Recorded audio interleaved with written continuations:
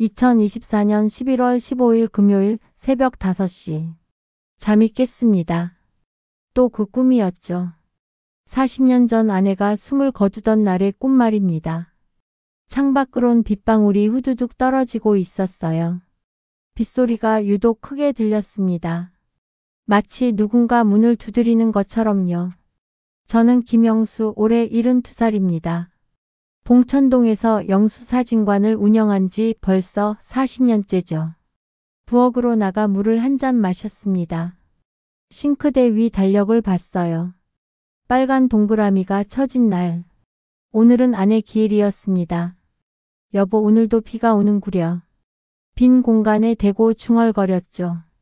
아내는 비 오는 날을 좋아했습니다. 빗소리가 마음을 편안하게 해준다면서요. 전화벨이 울렸습니다.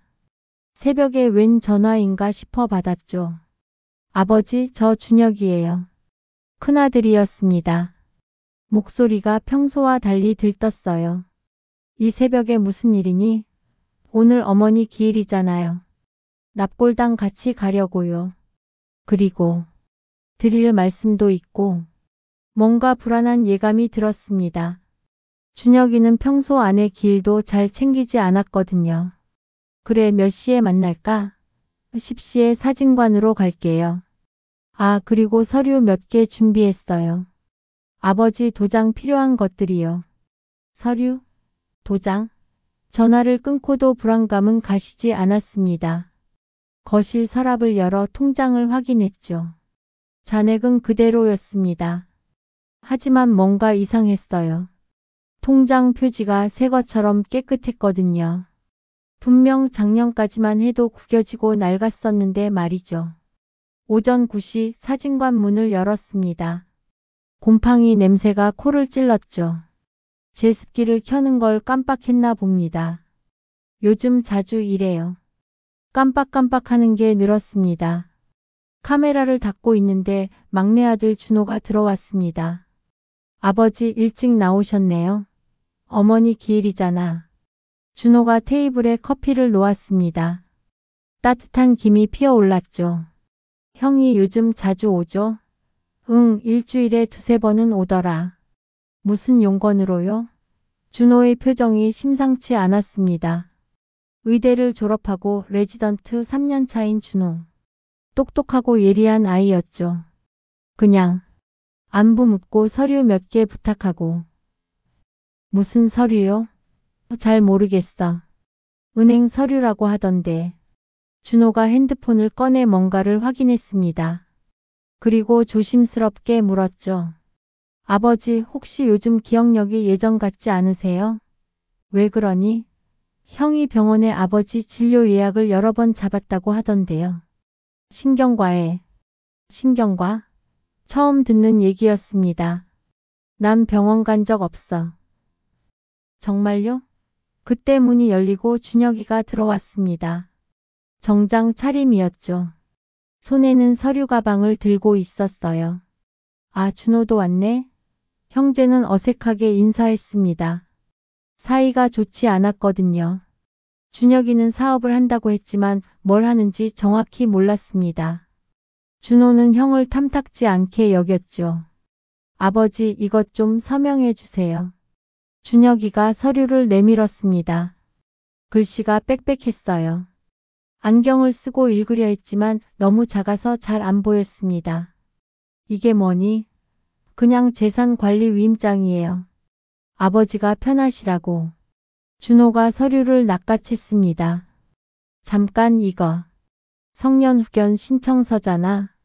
분위기가 싸늘해졌습니다. 성년후견이 뭐야? 제가 물었죠. 준호가 설명했습니다.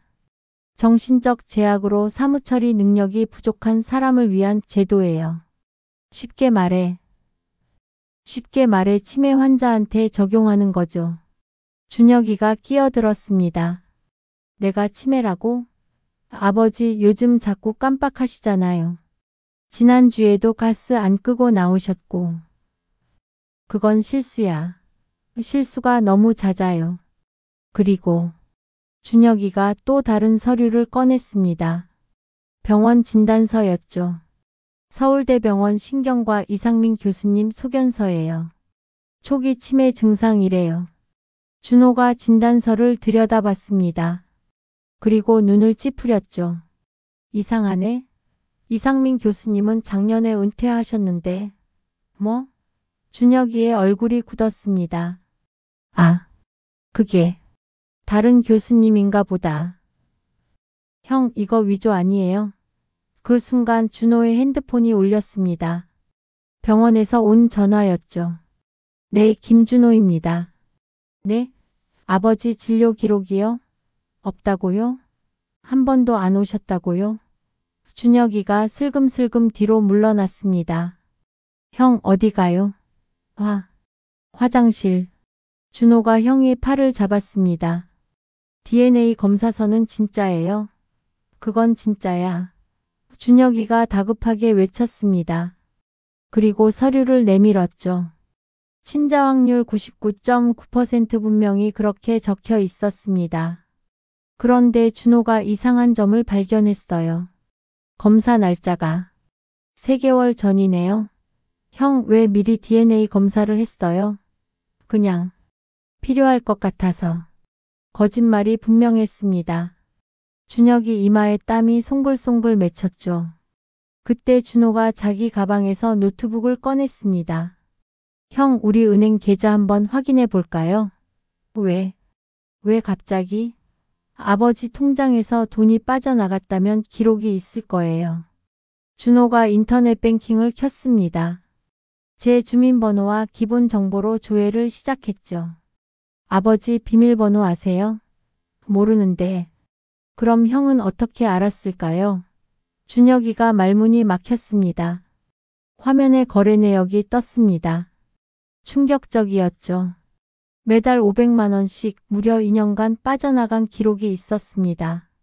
1억 2천만 원. 제 목소리가 떨렸습니다. 평생 모은 돈의 절반이었어요. 형, 설명해봐요. 준혁이가 털썩 주저앉았습니다. 사업이 망했어요. 투자 사기를 당했습니다. 그래서 아버지 돈을 훔쳤어요? 훔친 게 아니라 잠시 빌렸으면 허락을 받았어야죠. 준호가 또 다른 자료를 꺼냈습니다. CCTV 사진이었죠. 형이 지난달 28일 강남역 카페에서 만난 사람 있죠. 이 사람 누구예요? 사진 속엔 준혁이가 정체불명의 남자에게 돈봉투를 건네는 장면이 있었습니다. 브로커 아니에요? 위조 진단서 만드는? 준혁이가 고개를 떨궜습니다. 인정하는 거나 다름없었죠. 형, 그리고 더 심각한 게 있어요. 준호가 오래된 서류철을 꺼냈습니다. 먼지가 풀풀 날렸죠. 이게 뭐니? 제가 어제 구청에 가서 떼온 거예요. 형, 출생신고 서류예요. 1983년 4월에 작성된 출생신고서였습니다. 그런데 이상한 점이 있었죠. 형이 1982년 12월생인데 왜 출생신고가 4개월이나 늦었을까요? 그때는 흔한 일이었어. 제가 변명했지만 준호는 계속했습니다. 더 이상한 건 작은아버지가 1983년 3월에 돌아가셨다는 거예요. 교통사고로. 맞았습니다. 동생이 25살에 죽었죠. 결혼도 못하고 말입니다. 그리고 이것 보세요. 어머니 병원 기록이에요. 1982년 12월 형이 태어났다는 그달에 어머니는 입원 기록이 없어요. 출산 기록도 없고요. 방 안이 조용해졌습니다. 제 심장이 쿵쿵 뛰는 소리만 들렸죠. 그럼 준혁이는? 아버지. 준혁이가 떨리는 목소리로 말했습니다. 어머니가 돌아가시기 전에 편지를 남기셨어요. 낡은 편지 봉투를 꺼냈습니다.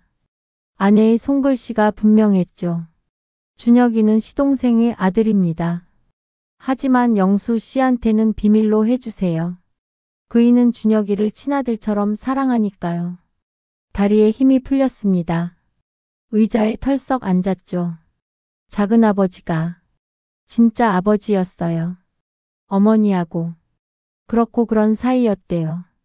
충격이었지만 이상하게도 이해가 됐습니다. 동생이 자주 집에 왔었고 아내와도 친했으니까요. 그리고 동생이 죽기 전 제게 뭔가 말하려다 못한 그 표정도 이제야 이해가 됐습니다. 그래서 DNA가 99.9%. 삼촌과 조카도 높은 확률이 나온대요. 특히 형제 유전자가 비슷하면. 준호가 설명했습니다. 형은 언제부터 알았어요? 한 달 전. 어머니 유품 정리하다가. 그래서 재산을 가로챈 거예요. 친아들 아니니까. 준혁이가 울기 시작했습니다. 아니요. 처음엔 정말 아니었어요. 근데 편지 보고 나니까 제가 뭘 위해 살았나 싶어서. 얼마나 더 가져갔니? 제가 물었습니다. 준혁이가 머뭇거렸죠. 전부 말해. 건물. 담보대출 1억 5천. 뭐? 사진관 건물은 제 전부였습니다. 40년 동안 지켜온 터전이었죠. 미안해요, 아버지. 다 갚을게요. 어떻게? 집 팔면 됩니다. 준호가 계산기를 두드렸어요. 형 집 시세가 8억인데 대출 빼면 3억 남아요. 아버지께 진 빚 2억 7천 갚을 수 있어요. 2억 7천? 네. 통장에서 1억 2천, 담보대출 1억 5천. 준혁이가 고개를 들었습니다. 다 갚을게요. 그리고 떠날게요. 어디로? 지방으로. 작은 도시에서 다시 시작하려고요. 전 한참을 준혁이를 봤습니다. 40년을 아들로 키운 아이. 피는 안 섞였지만 정은 섞인 아이였죠. 집 팔지 마라. 아버지, 대신 매달 갚아. 100만 원씩. 할 수 있겠니? 준혁이가 놀란 눈으로 절 봤습니다. 왜 그러세요? 넌 내 아들이야. 피가 어떻든. 눈물이 났습니다. 준혁이도 준호도 울었죠. 하지만 조건이 있어. 뭐든 할게요. 성년후견 철회하고 앞으론 정직하게 살아. 그리고 전 잠시 말을 멈췄습니다. 매주 일요일엔 사진관에 와. 가족이니까. 준혁이가 흐느끼며 제 손을 잡았습니다. 아버지, 정말 죄송해요. 됐어. 이제 납골당 가자. 어머니께 인사드려야지. 세 사람이 일어섰습니다. 밖엔 여전히 비가 내리고 있었죠. 차를 타고 납골당으로 가는 길. 준호가 조심스럽게 물었습니다. 아버지 정말 괜찮으세요? 괜찮지 않아. 하지만 가족이잖니. 형이 또 배신하면요. 그땐 진짜 끝이지. 준혁이가 백미러로 절 봤습니다. 절대 그런 일 없을 거예요.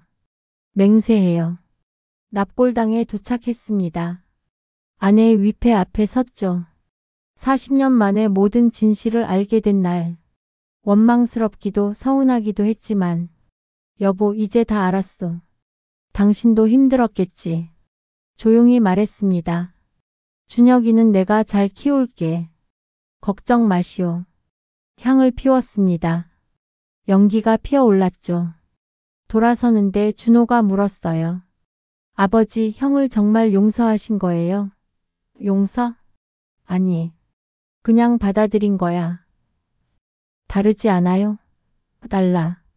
용서는 있는 거지만 받아들임은 기억하되 함께 가는 거야. 준혁이가 다가왔습니다. 아버지, 한 가지 약속할게요. 뭐? 아버지 돌아가실 때까지 제가 모실게요. 친아들로서가 아니라 40년을 아들로 살아온 사람으로서. 고개를 끄덕였습니다. 차에 오르며 뒤를 돌아봤죠. 납골당 건물이 비에 젖어 있었습니다. 이제 사진관 가자. 네, 아버지. 차가 출발했습니다. 라디오에서 날씨 뉴스가 흘러나왔죠. 오늘 오후부터 비가 그치고 맑아질 예정입니다.